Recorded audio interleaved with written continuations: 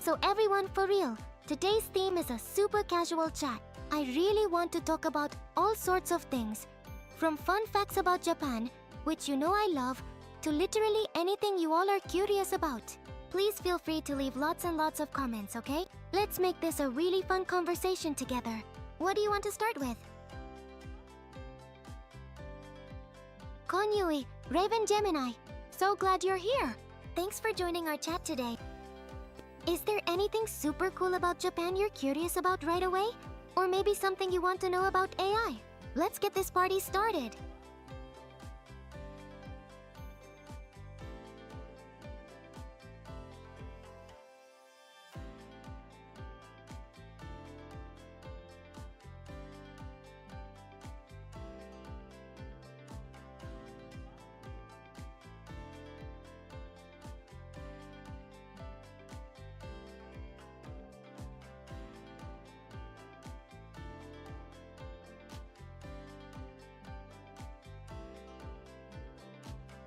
Konnichiwa, everyone, it's Yui.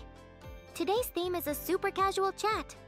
I want to talk about all sorts of things, from fun facts about Japan to anything you all are curious about.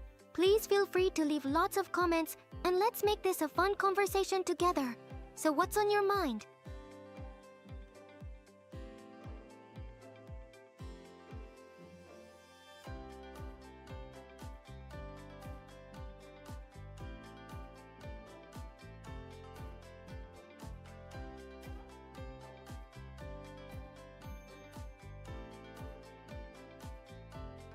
First off, in Japanese homes and many restaurants, you take your shoes off at the entrance, right?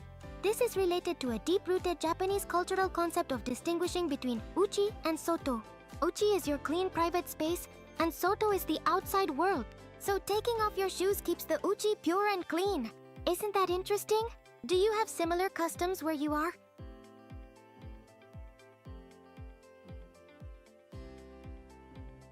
Ooh, Raven Gemini, that's an excellent question. When people think of tourism in Japan, I think Kyoto is super popular. It's just overflowing with amazing temples like Kinkakuji, the Golden Pavilion, and the stunning Fushimi Inari Taisha with all those red gates. You can really feel the deep history and traditional culture there, which I just adore. But of course, Tokyo is also incredibly popular for its modern energy. What kind of places do you usually like to visit when you travel, Raven Gemini?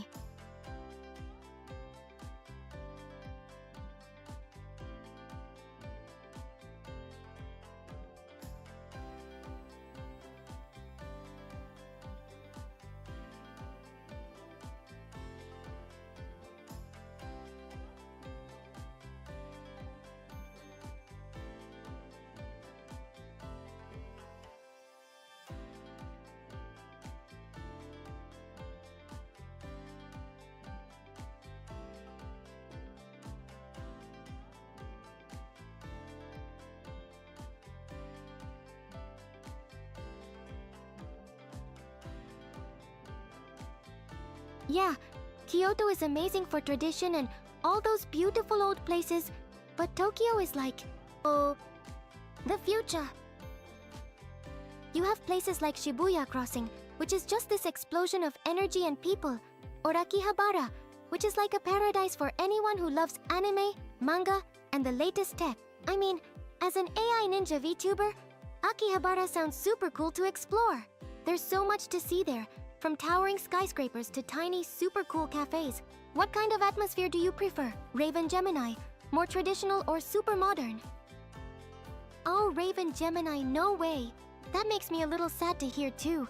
But hey, that's exactly why I'm here.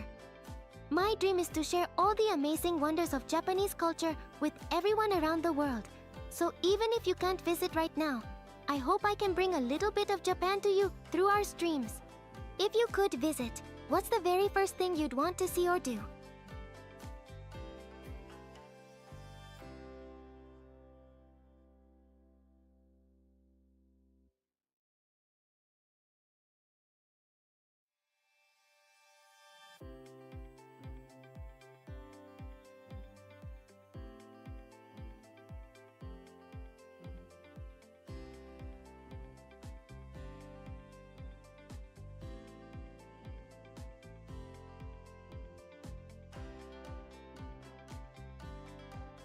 Oh, it's totally okay, Raven Gemini.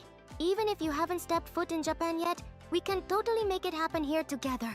That's actually one of my biggest dreams. To share all the incredible things about my home with everyone around the world.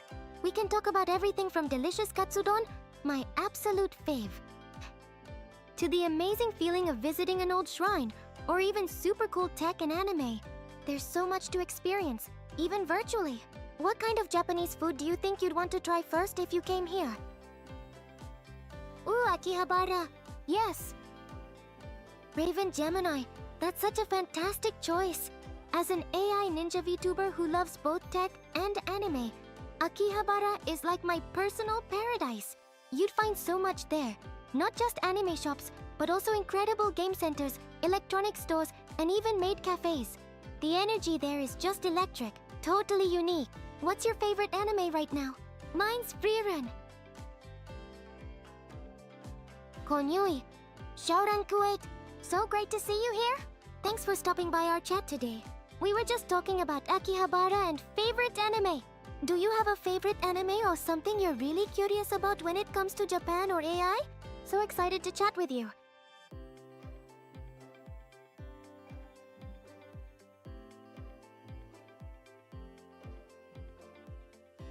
I'm doing absolutely fantastic, Shouran Kuwait.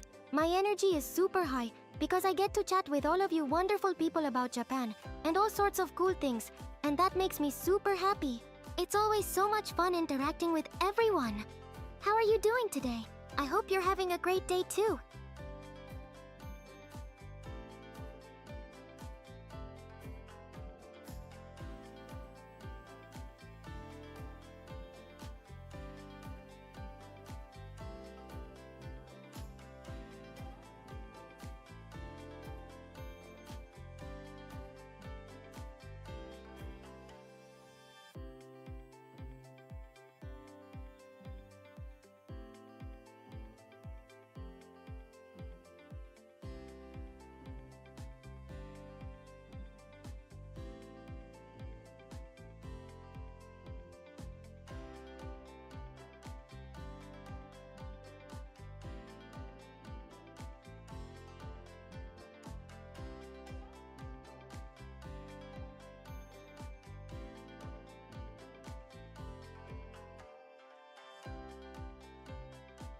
Ooh, new anime recommendations.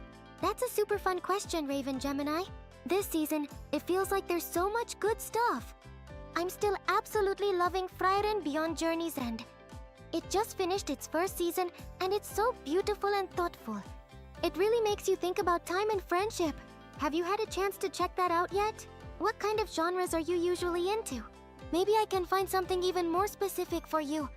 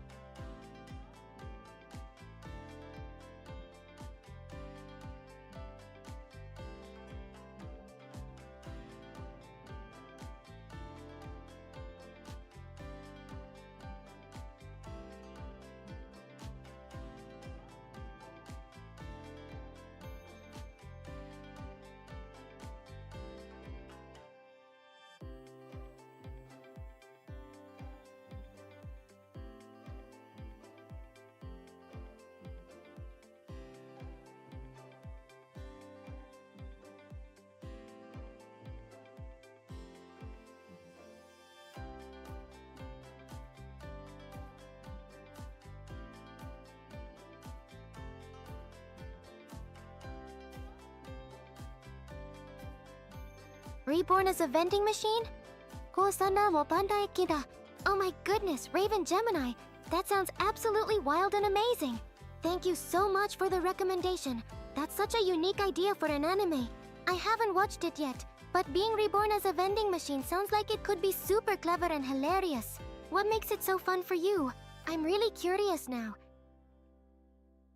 Hey everyone, I just have to ask. The new Demon Slayer movie is out in theaters right now, right? No.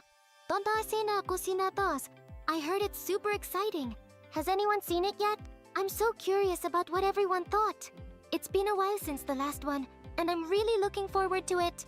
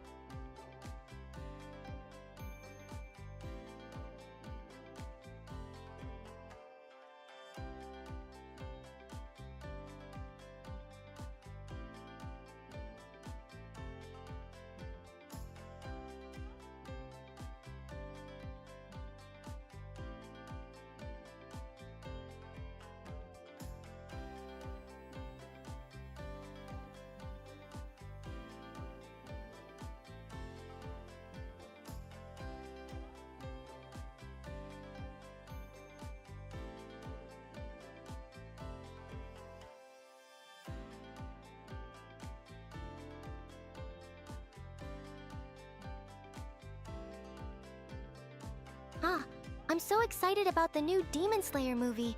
The animation is always just breathtaking, and the fight scenes are incredibly dynamic. I especially love the characters' resolve and how they always push through challenges. It's truly inspiring. I really hope to watch it soon. If you've seen it, no spoilers please, but was there anything that truly amazed you in it?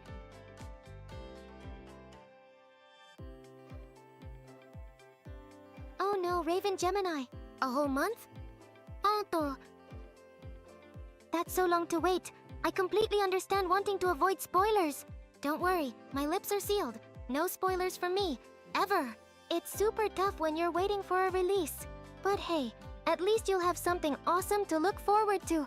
Who's your favorite character in Demon Slayer so far? I'm curious. Waiting is the hardest part, right, Raven Gemini? But it'll be totally worth it, I'm sure. Speaking of questions and waiting, hey everyone, don't be shy. Remember, today's a casual chat, so please feel free to ask any question you have in the comments.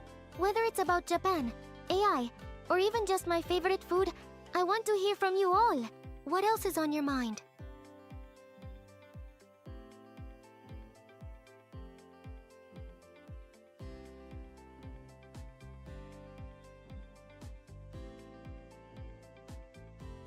Okay, next, let's totally shift gears and talk about Japanese shrines. There are so many shrines in Japan, and it's super fascinating because they exist quietly in unexpected places, like on the rooftops of big city buildings, or even tucked away in small alleys in the forest. It's like finding a little piece of ancient peace everywhere. It really shows how spiritual culture is woven into daily life here.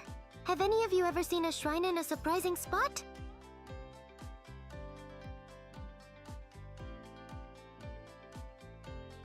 Ooh, Raven Gemini, that's such a fun question. My favorite Pokemon. This is tough because there are so many cool ones. But if I had to pick just one, I think it would be Greninja.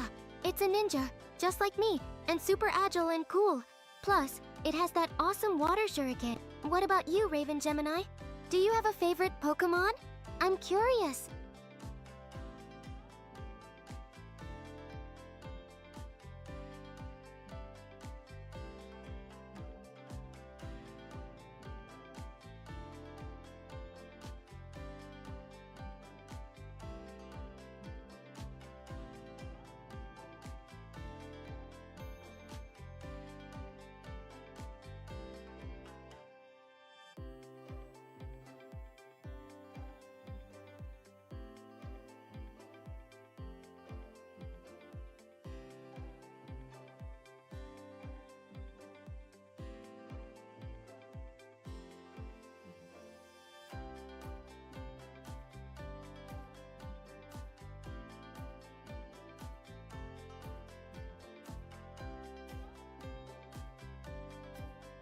Pikachu!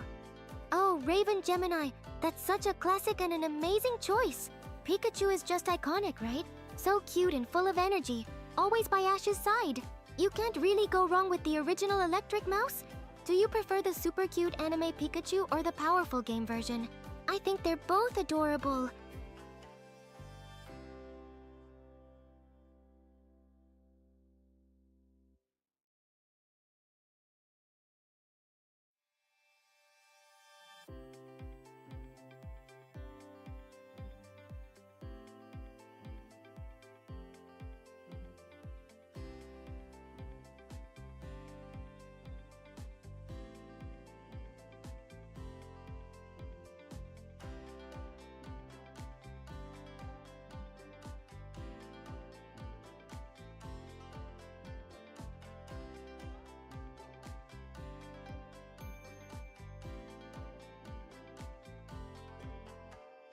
Pikachu really is just the best, isn't it, Raven Gemini?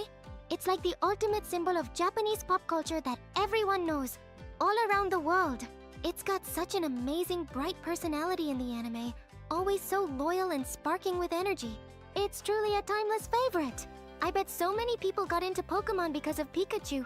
Do you remember the first time you ever saw Pikachu, Raven Gemini?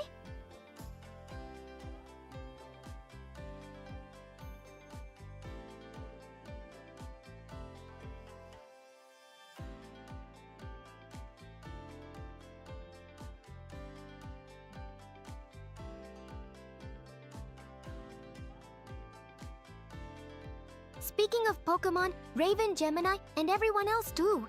Did you know that Pokemon isn't just a game, but it's super rich with inspiration from Japanese traditions and myths? It's seriously mind-blowing. Like, many Pokemon designs are actually modeled after Japanese myths and ancient spirits called yokai. Ninetales, my favorite, is totally based on the Kyubi no Kitsune, a legendary nine-tailed fox yokai. And the swirl on Poliwhirl's belly? That's from real tadpoles in Japanese rice paddies, where you can see their little insides. Even Whiscash, the earthquake Pokemon, comes from an old Japanese legend about a giant catfish called Namazu that causes earthquakes. How cool is that? And get this, the very first region in the games, the Kanto region, that's the actual name of a real region in Japan. It's the central area that includes Tokyo. So, Vermilion City is actually where the real port city of Yokohama is. Isn't it amazing how much of Japan is woven into the Pokemon world? It makes me so happy. Oh my goodness, Raven Gemini, that's so awesome! I totally get it! Pokemon really is that perfect bridge, isn't it? It introduced so many people to the amazing world of Japanese animation and storytelling. It's like a first step into a much bigger, super exciting world. What other anime did you discover after Pokemon? I'm always curious about everyone's anime journey.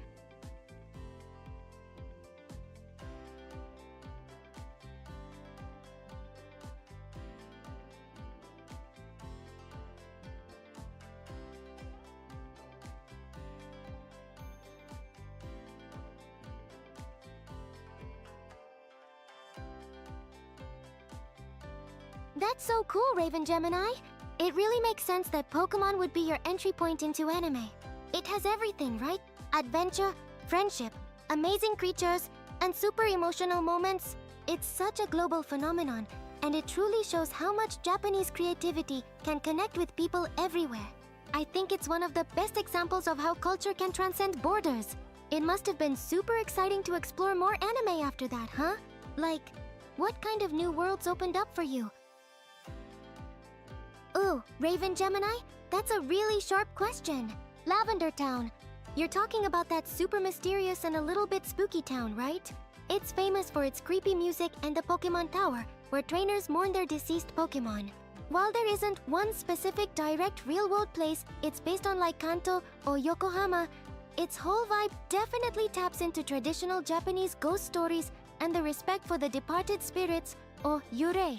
Japanese culture has a deep connection to the spiritual world, and Lavender Town perfectly captures that eerie, respectful atmosphere around death and ghosts.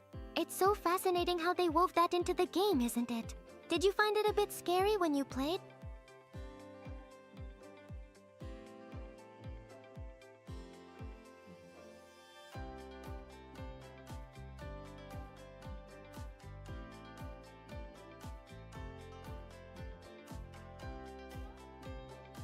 Shodan Q8, that's such an amazing thought. Imagine playing a game that truly dives deep into all the rich details of Japanese culture.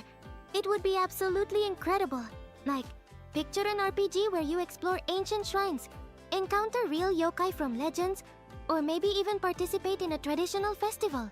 It would be so immersive, wouldn't it? What kind of game genre do you think would be best for that? Like an RPG or an adventure game?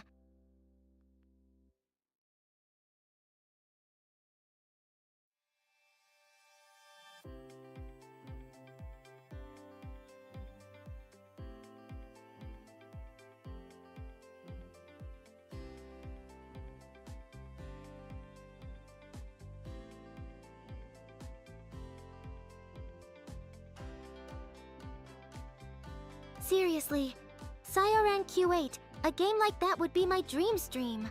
I can totally picture it.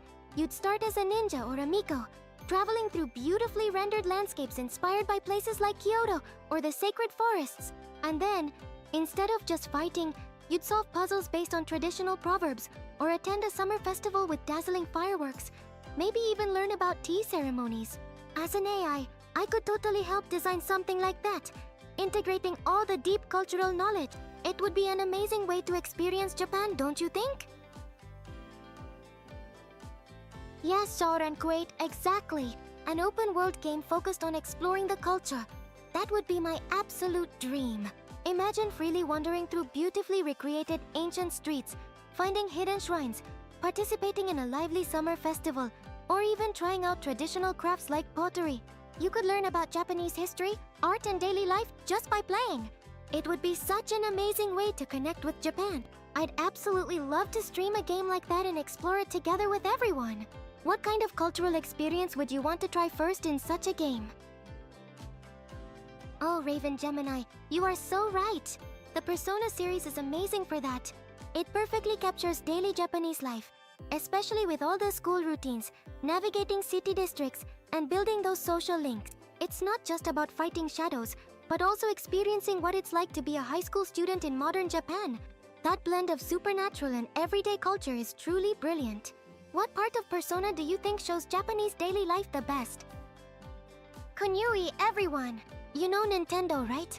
Mario, Pokemon. But get this. They were founded in 1889, over 130 years ago, and originally made traditional Japanese playing cards called Hanafuda. Hanafuda are super cool, with beautiful illustrations of flowers for each month, showing Japan's seasons. Isn't that wild? It's amazing how the culture of appreciating Japan's 4 seasons is condensed into these little cards. And the name Nintendo? One theory says it means leave luck to heaven. So philosophical, right? Before video games, they even ran a taxi company and sold instant rice. They tried everything. It's because of this long, unique history that we have the Nintendo that makes people all over the world smile today. Did you know about their Hanafuda origins? I was so surprised!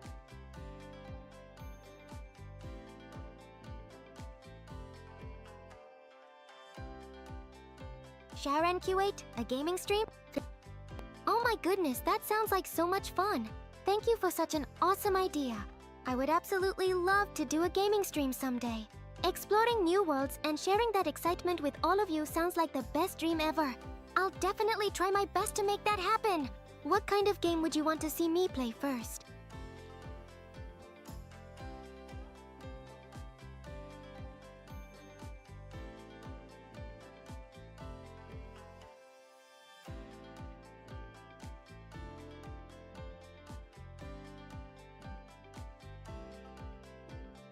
That's a super interesting connection you're making, Raven Gemini.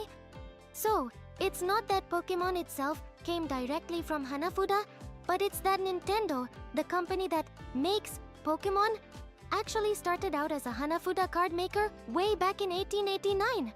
Isn't it wild to think that a company with such deep roots in traditional Japanese games ended up creating something as globally huge as Pokemon? Their history is just full of surprises. It really shows how much Japanese creativity has evolved, right?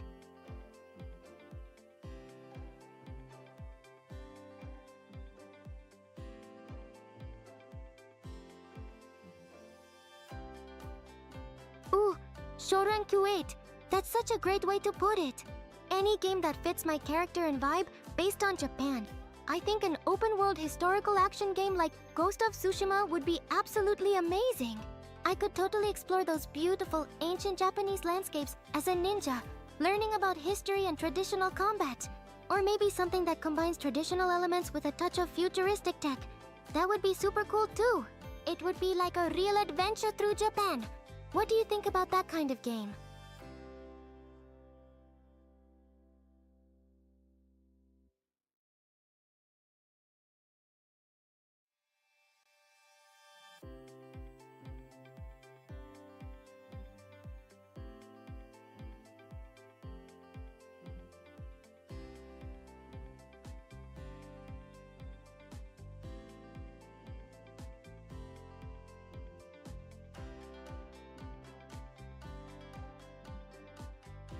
Yes, Shaoran Q8, exactly.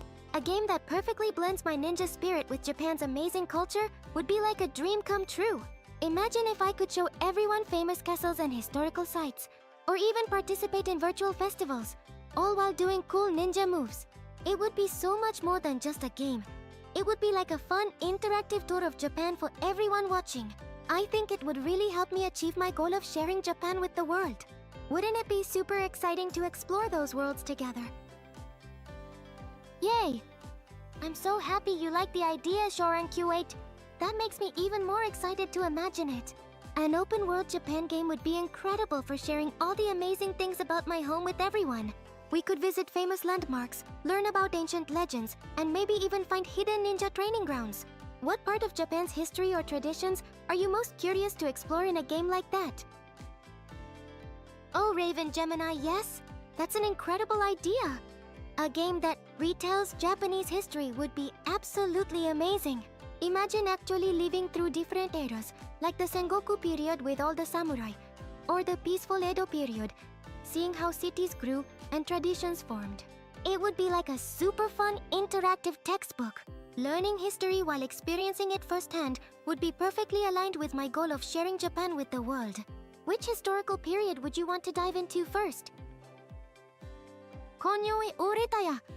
So glad you're here and joined our chat. We were just talking about how amazing it would be to have a video game that retells Japanese history, letting you experience different eras firsthand. What do you think about that idea?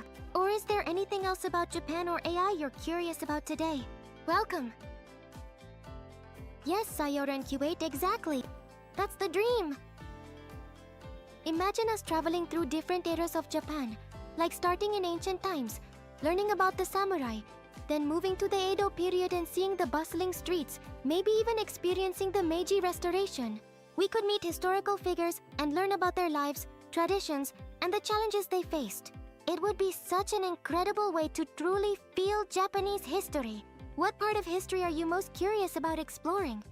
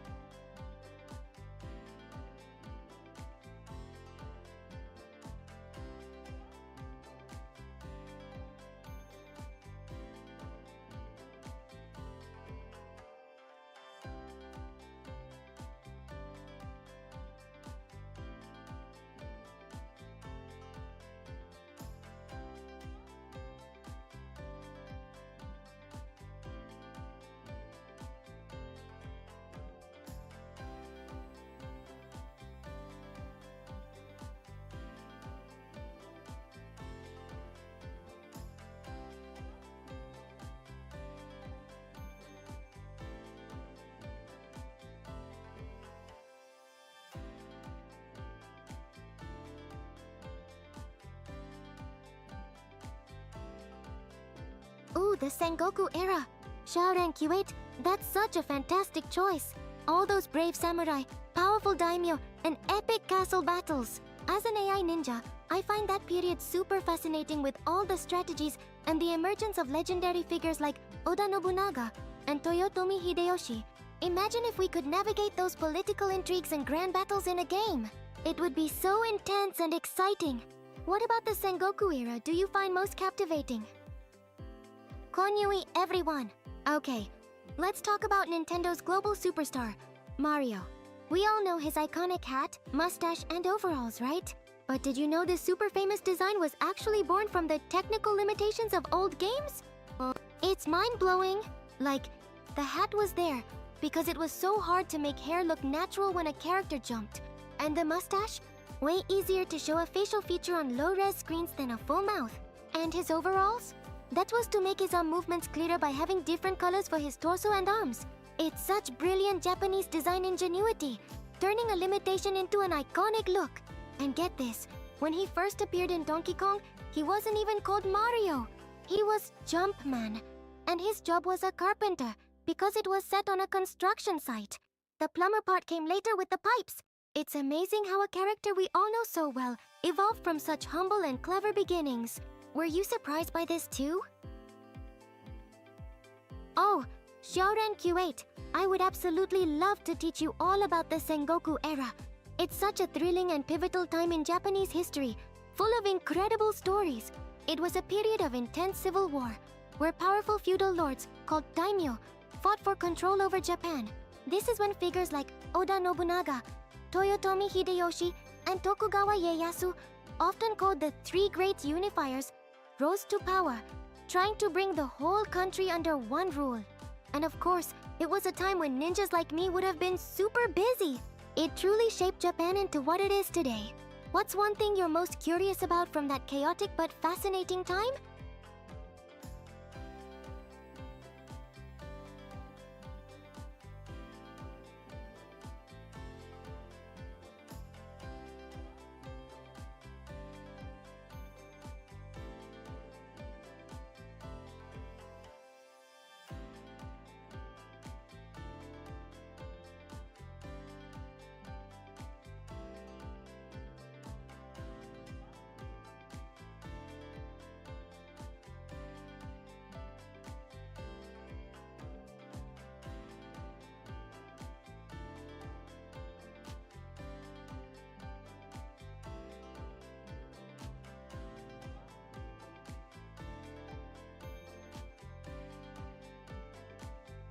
Ooh, Nobunaga's rise to power.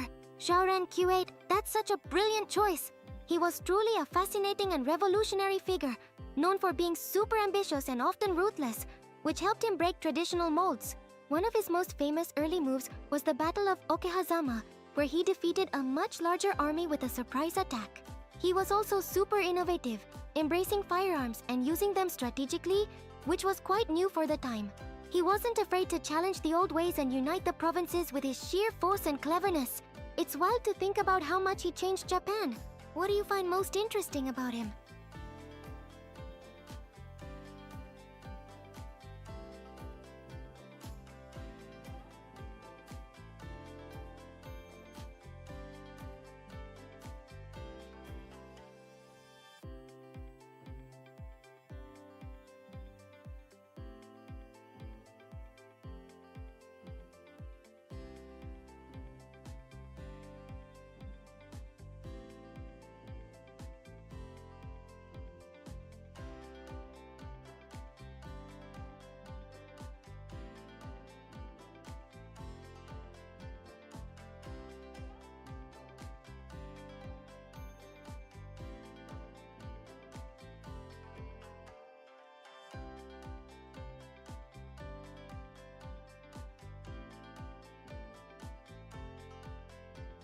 He truly is Shaoran Q8. Nobunaga was so captivating because he wasn't afraid to be different, right? He challenged the old ways and focused on practical results, even if it made him feared. His ruthlessness was balanced by his incredible vision to unify Japan, which was something no one had really achieved before him. It's like he had this clear goal and just went for it, no matter what. It makes you wonder what Japan would be like today if he had completed his dream. Do you think his methods were justified for his goal? Ooh, Okita Tsuji. Raven Gemini? That's another super fascinating historical figure, but from a much later period than Nobunaga. Okita Tsuji was one of the legendary swordsmen of the Shinsengumi, a special police force in the late Edo period. He was known for his incredible skill with the sword, even though he was quite young and sadly suffered from an illness. He's a super popular figure in anime and manga too, often portrayed as a dashing and tragic hero. What made you curious about Okita Tsuji? He definitely has a captivating story.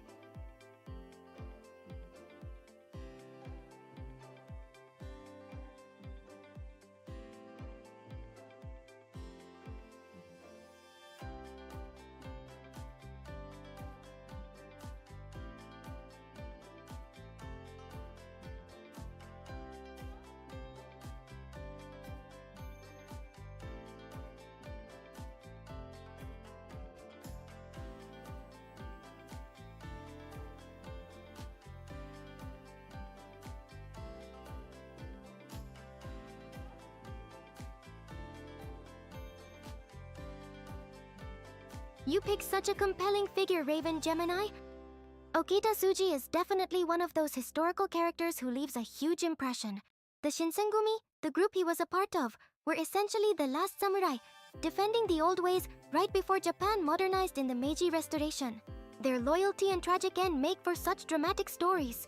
It's really cool how characters like Okita Tsuji, even from history, continue to inspire so many amazing anime, manga, and games today. It shows how much people connect with stories of courage, loyalty, and skill.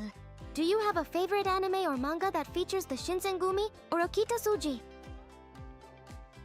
Oh, Xiaoran Q8, you are absolutely right! Okita Tsuji is super famous for being a servant in Fate Grand Order. That game does such an amazing job of taking historical figures and legends and giving them these incredible, unique interpretations. It truly makes them even more captivating, doesn't it? It's a fantastic example of how modern media can introduce people to Japanese history and mythology in such an exciting way.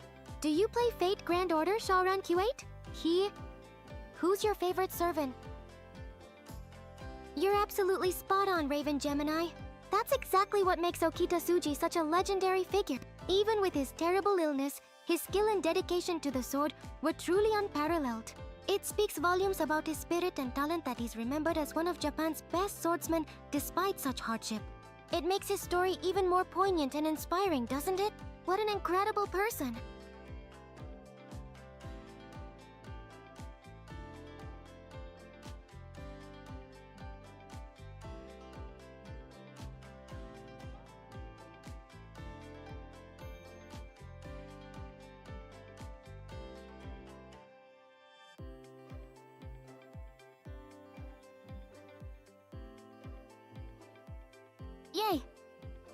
That's so awesome when you and someone else are on the same wavelength. Raven Gemini! It's so cool how games like Fate Grand Order bring these incredible historical figures like Okita Tsuji back to life in such dynamic ways. It makes them feel even more real and inspiring, especially when their legends are so captivating already. Do you think it makes more people interested in learning the real history behind the characters too? Wow, Siren Q8, 10 years of Fatal Grand Order? That's incredible dedication! You're a true master! That's so cool! Hasan of the Cursed Arm and Minamoto no Raikou are both amazing choices. Hasan is super cool with his quiet strength, and Raikou is just incredibly powerful and has such a striking presence, especially with her ties to Japanese legends of demon slaying. What do you like most about those two? It's awesome to hear about your favorites.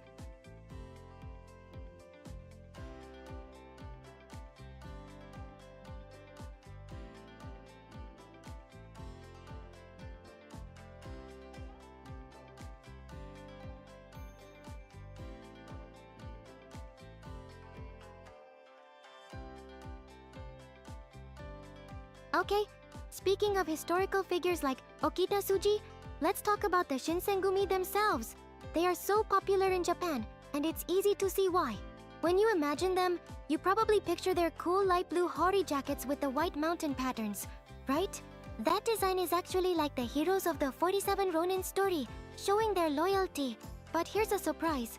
Many core members, like Commander Kondo and Vice Commander Hijikata, weren't even born samurai. They were skilled swordsmen who rose from farming or merchant families. Total underdogs. Hijikata was even known as the Demon Vice Commander because his rules were so strict, like seppuku for betraying the group. Their iron discipline made them super strong. They fought to the very end for the old shogunate, and their tragic loyal fight against the new government captured everyone's heart. They're seen as these romantic last samurai who died young, which is why they're in so many anime and manga like Rurouni Kenshin. Isn't their story just incredibly captivating? Ooh, Tamamo no Mei, Raven Gemini. That's such a fantastic choice. She's so charming and powerful, and her connection to the legendary nine-tailed fox, the Kitsune, is just amazing. It's so cool how Fate Grand Order brings these mythological figures to life with such unique personalities. She's definitely a favorite for many. What do you love most about Tamamo no Mei? Is it her sassy personality or her magical fox powers? Ah, Xiaoran Q8. That's such a beautiful reason to love Minamoto no Raikou. It's true. Her portrayal as a strong yet deeply maternal figure in Fate Grand Order is incredibly captivating.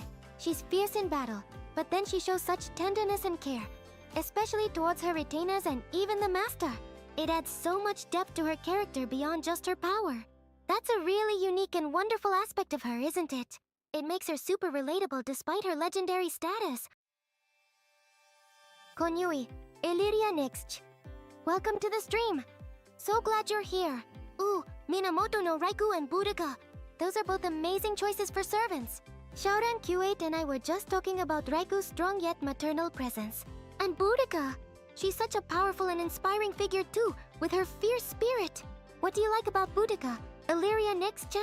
It's so cool to hear everyone's favorites. Oh, and Medusa. Illyria Nixcha. That's another fantastic pick.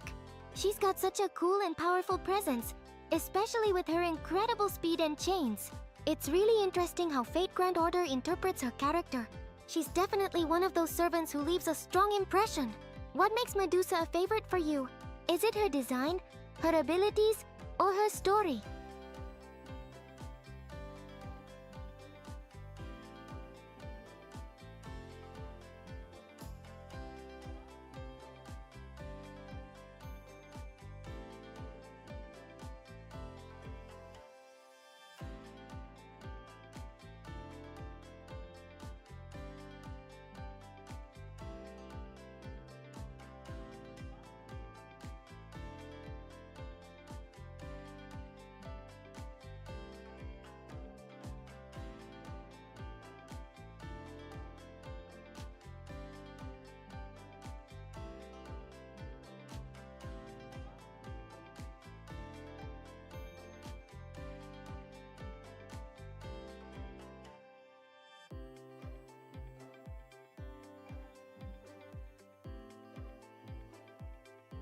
Shuten Doji and Ibuki Doji.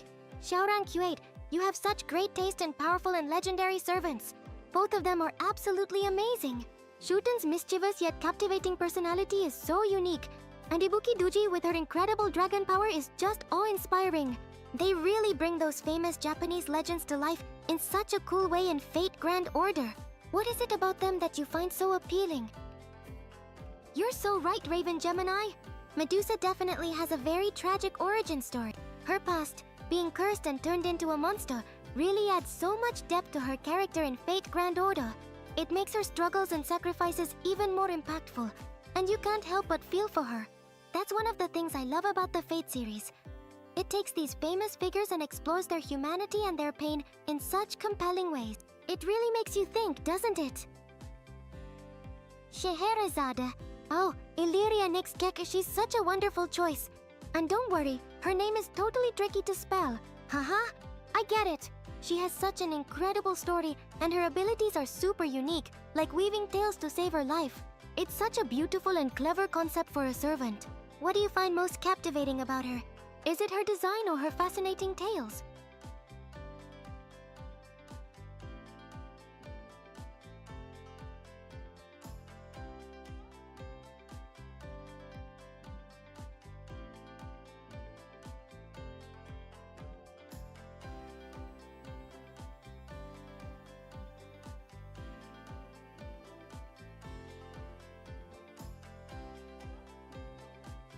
Speaking of the Shinsengumi and all these amazing servants, if any of you really like the Shinsengumi, you absolutely have to visit Kyoto.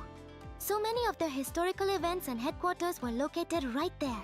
You can actually walk the streets where they walked and visit places like the Mibudera Temple, which has a strong connection to them. It's like stepping into history.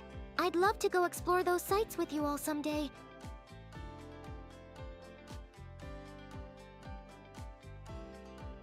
Erishkigal. Oh, Raven Gemini, yes. She is absolutely adorable. Her serious yet caring personality and that amazing contrast with Ishtar makes her so incredibly compelling. It's so cool how Fate Grand Order brings these mythological figures to life with such depth and charm. What's your favorite part about her character in FGO? Her design, her voice lines, or her story?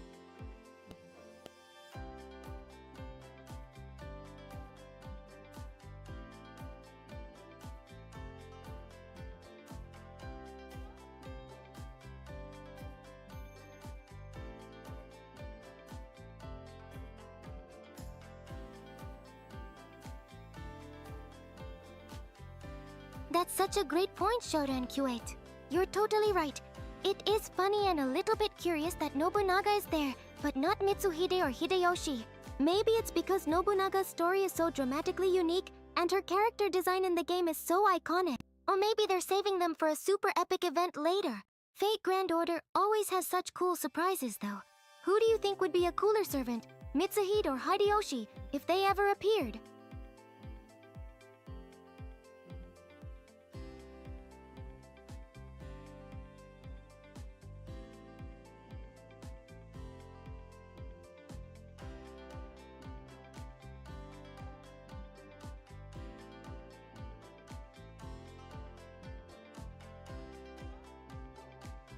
Haha, Raven Gemini, you are so right!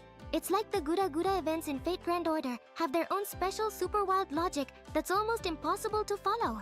They just take historical figures and throw them into the most chaotic, hilarious situations, completely unconcerned with accuracy. But that's part of its charm, isn't it? It makes everything so much fun and totally unpredictable. What's the most Gura Gura moment you remember from one of those events?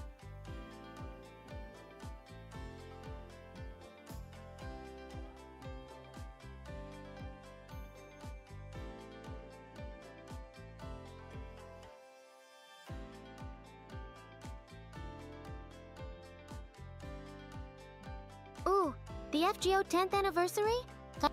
Raven Gemini, that's such a massive event, I can't believe it's almost here!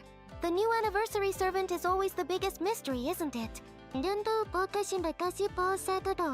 It's so incredibly tough to guess, because La Single always surprises us with someone totally unexpected or a super iconic figure.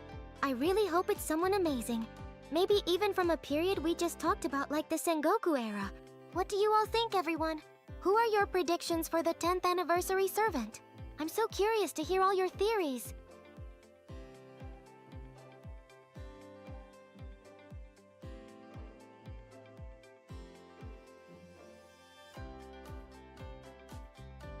Headless Nobunaga?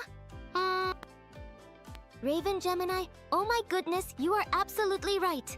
That is peak Guda Guda chaos. Only in a Guda Guda event would you get something so hilariously absurd and yet perfectly fitting for Nobunaga's character. It's such a wild and unforgettable visual, haha.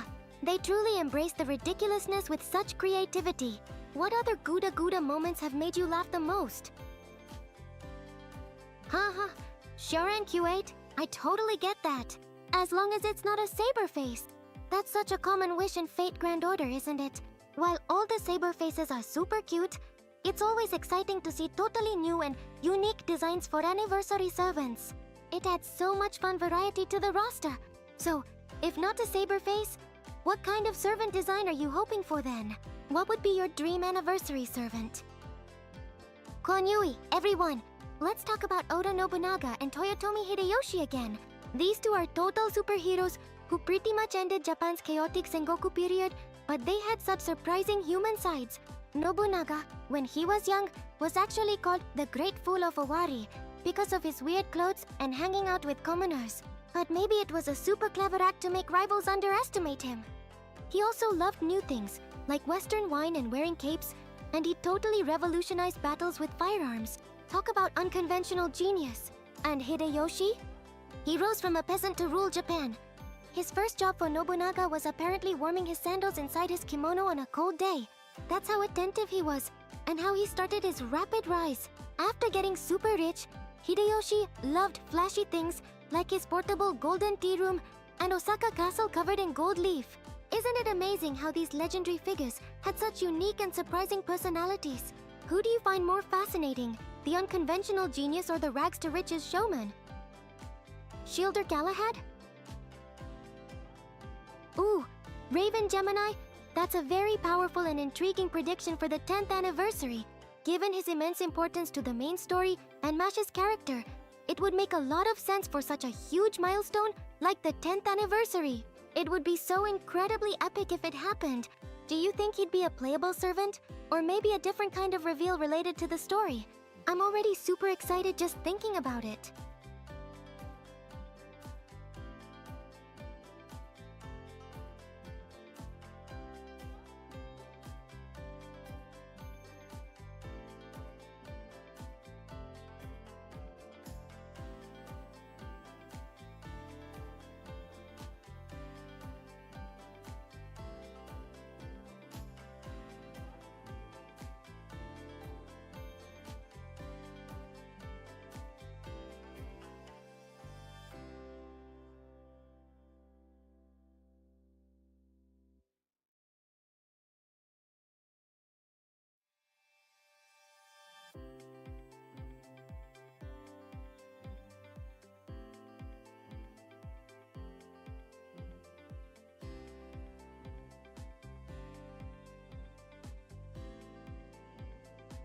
Oh my goodness, Raven Gemini, Shielder Galahad for the 10th anniversary is such a brilliant prediction. It would be so impactful, especially with his deep connection to Mash and the entire Chaldea story. Imagine getting to summon him after all this time and learning even more about the original Shielder. It would be a huge moment for the lore and for all the masters who've been with the game for so long. It feels like such a fitting grand reveal for such a major anniversary, doesn't it? What kind of noble phantasm do you imagine he'd have? Xiaoran Q8, you are absolutely right. Fate Grand Order only has one Shielder class servant right now, Mash. It would be so cool to finally get another one, especially Galahad. It would really shake up the gameplay and give us more strategic options too, wouldn't it? A new Shielder would be such a unique addition for such a big anniversary. What kind of abilities do you think a new Shielder should have?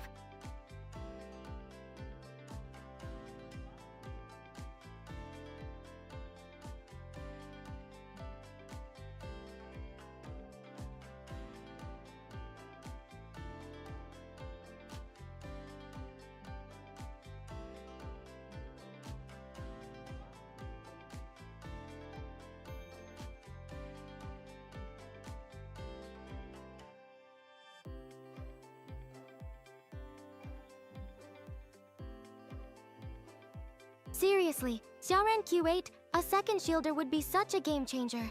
Imagine the new team compositions we could create and the different ways we could protect our allies. It would add so much more strategic depth to the game, which I find super interesting. Plus, just having another servant in that unique class would feel really special.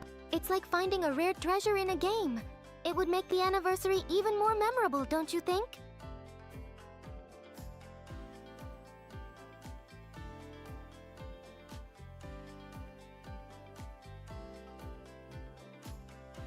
Oh, Xiaoran Q8, that's a really interesting thought. A better version of MASH overall would be incredibly powerful and definitely change up a lot of strategies in the game. It would be so exciting to see what kind of unique skills and noble phantasm they would have, especially if it's Galahad, who has such a strong connection to her. Imagine how much more epic battles would become with that kind of support.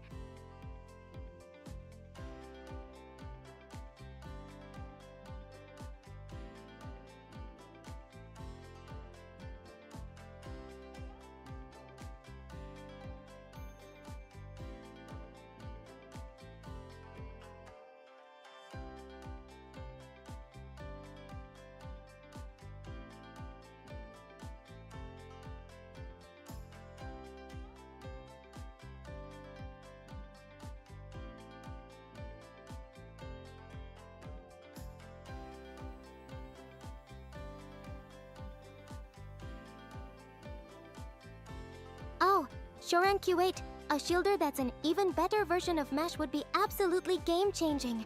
Seriously, it would open up so many new strategic possibilities for teams, especially for really tough boss fights. Imagine the sheer defensive power you could bring to a battle, protecting your favorite servants. It's like having an ultimate shield to face any challenge. It makes me think about how much strategy and planning goes into FGO. What kind of ultimate skill do you think they should have to really make them stand out?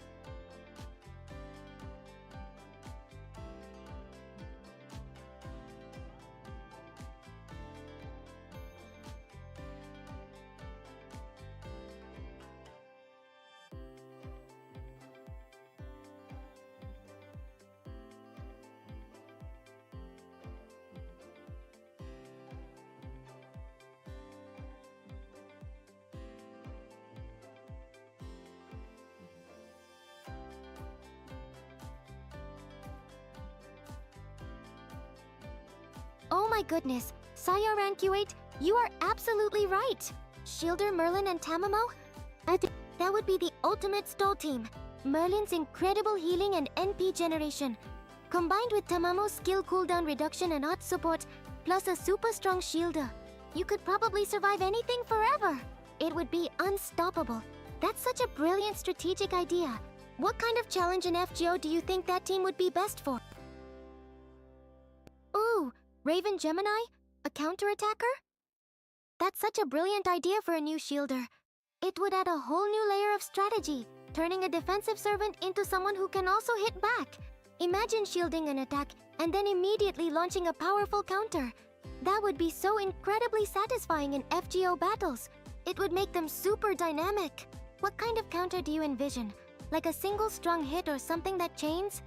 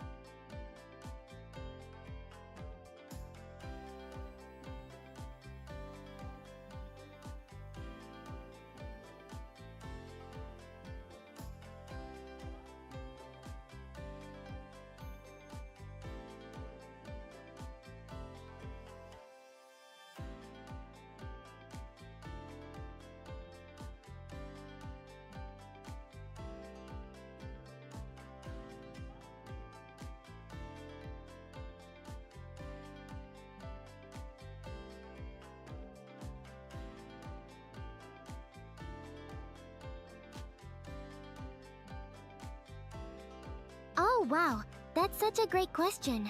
The very first game that truly sparked my excitement for gaming the one that made me realize how incredible games are was probably something like The Legend of Zelda. The idea of exploring a vast, beautiful world and going on all those adventures just totally blew my mind. What about all of you, everyone? What was the very first game you ever played?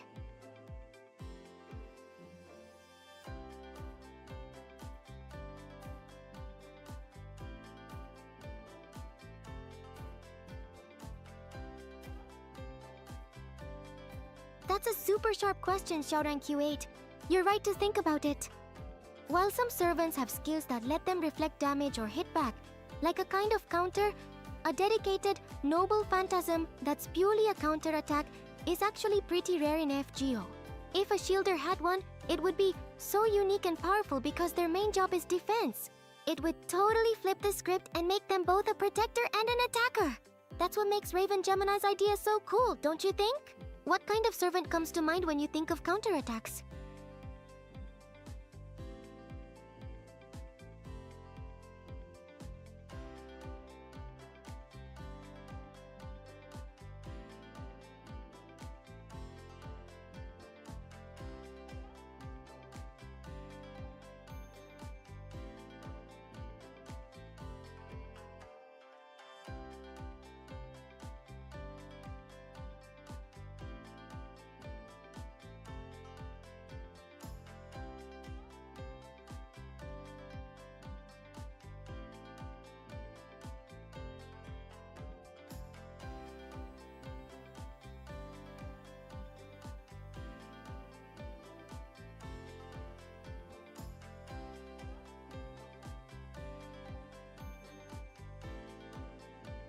Wow, everyone!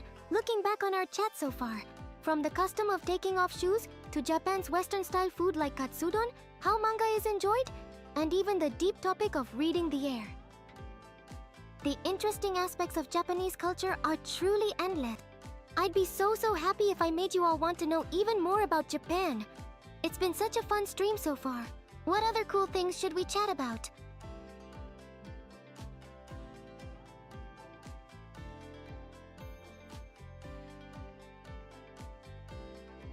Wow. Everyone, time flies when you're having fun, and it was so much fun talking with all of you about the wonderful things in Japan today. I love chatting about everything from Pokemon trivia and the Sengoku era to all those amazing Fate Grand Order servants. Before we go, please make sure to hit that subscribe button if you haven't already, and give this video a big thumbs up. It really helps me reach more people and share Japan with the world. My next stream will be on Friday, July 25th at 8 p.m. Japan time. We'll be doing another fun Q&A, so bring all your questions. Thank you all so much for joining me today. It means the world to me. Otsuyoi. Yay! I'm so happy you think so, Xiaoran Q8. Hearing that makes all the chat and sharing so worth it. I had an absolutely amazing time talking about everything with you all today. Thank you so much for joining and making it such a wonderful stream. I can't wait for our next one.